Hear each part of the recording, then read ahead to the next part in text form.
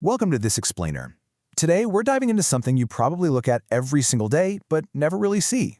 We're talking about how the physical spaces we live in actually shape our deeply rooted mental well-being.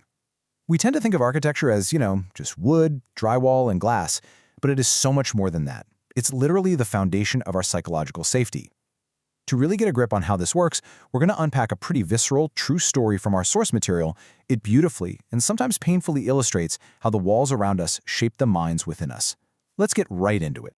Picture this. You're in your room, but it's not really a room. A single thin piece of fabric is literally the only thing separating you from a busy family hallway.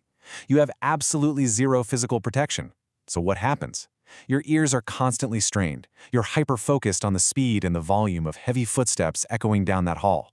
You're desperately trying to predict the mood of an unpredictable, overbearing father before he even gets there. Your nervous system is just on fire. You might be physically inside a house, but psychologically, you're standing in an open field, completely exposed. This was the intense, anxiety-filled reality of our narrator's childhood. Then, the footsteps stop. Suddenly, the curtain is violently ripped open. No knock, no gentle warning, just an immediate, intrusive glare from a frustrated parent who dragged all his anger from work straight home. He scans every single corner of your space, mutters an insult about you being lazy, and walks away, leaving that curtain wide open. I mean, think about that sudden spike in adrenaline, that complete obliteration of any sense of privacy. This wasn't just a minor annoyance, it was a daily, entirely unpredictable invasion that made it impossible for the narrator to ever feel settled in their own space. Okay, so let's break this down from a psychological perspective. What was actually being destroyed every time that curtain was ripped open? Well, it was a psychological boundary. Think of a psychological boundary as this invisible line that separates you from everyone else. It is absolutely crucial for protecting our personal identity, our self-esteem, and our overall emotional stability. So when a physical door is replaced by a flimsy curtain, and even that curtain is constantly disrespected, a child is essentially taught that their internal world doesn't belong to them. The lack of a physical door literally becomes the destruction of a psychological boundary. And the psychological contrast here is just stark. Look at homes with healthy boundaries. Kids in those environments learn autonomy and independence because fundamentally they feel protected. They have a safe, quiet space to figure out who they actually are. But in boundaryless homes, places where parents just barge into personal space or rifle through private belongings, those kids face what's called forced compliance. They slowly lose their sense of identity and can even develop extreme dependency. They grow up constantly adapting to whatever other people expect of them simply because they never had a safe, enclosed space to listen to their own internal voice. Now, what we're looking at here maps out a desperate physical quest for a boundary. Just to escape the constant fighting and that awful intrusive curtain, the narrator actually chose to abandon the main house entirely. They moved through this crazy progression of spaces, starting from that exposed curtain, fleeing out to a literal outdoor warehouse, later moving to a second-floor room, and finally, years later, getting a room with a real, actual wall. This physical journey perfectly mirrors their intense psychological need to just find a place where they could exist without being perceived, judged, or invaded. But we really need to talk about that second stage, the warehouse escape. To get away from that curtain, the narrator moved into a storage shed with literal gaps in the walls. We are talking suffocating summer heat and freezing winter drafts, spiderwebs on the ceiling, rats scurrying under the floorboards. But, guys, it gets darker. Their bed was pressed right up against a block wall shared with a neighbor's outdoor toilet. They could hear everything. And tragically, during the peak of summer, that neighbor passed away right on the other side of that very wall and wasn't discovered for 2 whole weeks. The unbelievable lengths this person went to just for a scrap of privacy resulted in a profoundly traumatic living situation. And this brilliantly illustrates a key psychological concept that makes the whole story even more impactful. It's called being an HSP, or highly sensitive person. Roughly 20% of the population, so that's about 1 in 5 people, are neurologically wired with high environmental susceptibility. This basically means they process sensory input, like sounds, moods, lighting, the physical environment, so much more deeply than the other 80%. And the narrator, who is constantly monitoring footsteps and deeply traumatized by the sensory nightmare of that warehouse, possessed this exact trait. Now, the crucial thing to understand here is that being an HSP is actually a neutral trait. It kind of acts like an amplifier. If an HSP child is raised in a positive, nurturing environment with healthy boundaries, they don't just do well, they absolutely thrive. They can achieve incredible potential by tapping into their deep empathy. But on the flip side, if they're placed in a negative environment like a boundaryless home or, a rat-infested warehouse next to a tragic scene, that trauma is massively magnified. It leads to chronic fatigue, severe sleep deprivation, and relentless hypervigilance. Basically, the environment completely dictates whether this sensitivity becomes a superpower or a curse.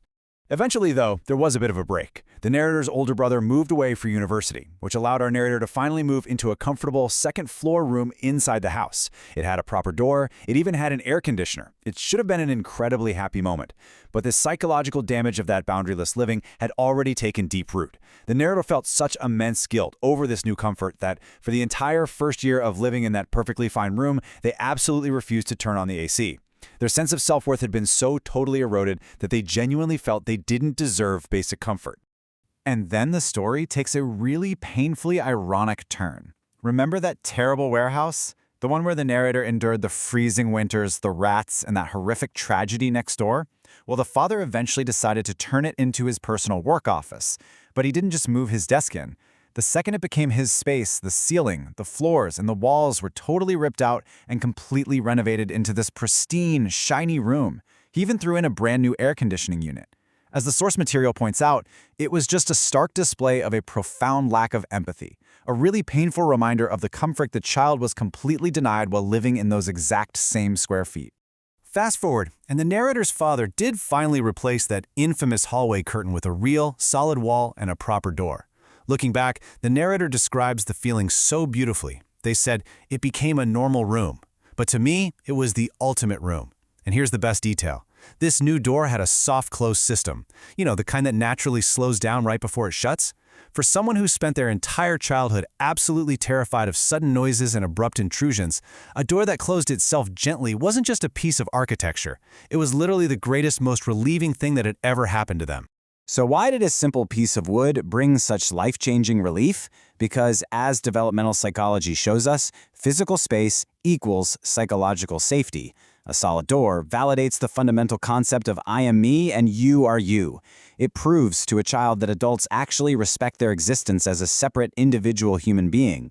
This physical barrier provides the secure base a child desperately needs to venture out and build real independence. Plus, it just completely removes that constant nervous system tension. It finally allows the brain to switch out of survival mode and into a state of rest, healing, and growth. If this story is hitting close to home for you, our source actually outlines 4 science-backed, actionable steps to help you reclaim your boundaries, especially if you think you might be an HSP. First up is self-analysis. Really take the time to identify exactly what sensory triggers are causing you stress. Second is environment adjustment. Actively seek out quiet places and intentionally put safe physical and psychological distances between yourself and stressful people. Number 3 is what they call the through skill. It's the cognitive practice of letting negative information just pass right through you without absorbing it so deeply. And finally, step 4, professional counseling. Things like cognitive behavioral therapy can be incredibly effective in rewiring those old childhood patterns and bringing your daily stress levels way down. Wow, so we've covered some really deep ground in this explainer today, haven't we? It's wild to see just how powerfully our childhood architecture builds our adult minds. So I want to leave you with this final provocative thought. If you finally have your own space now, how does it really feel? Do you truly feel safe? And maybe even more importantly, have you unconsciously carried the ambiguous, curtain-like boundaries of your childhood into your adult relationships today? Take a little time to reflect on your own walls, both the physical ones and the psychological ones. Thank you so much for joining me to explore this fascinating topic. Keep learning, and hey, keep protecting your space.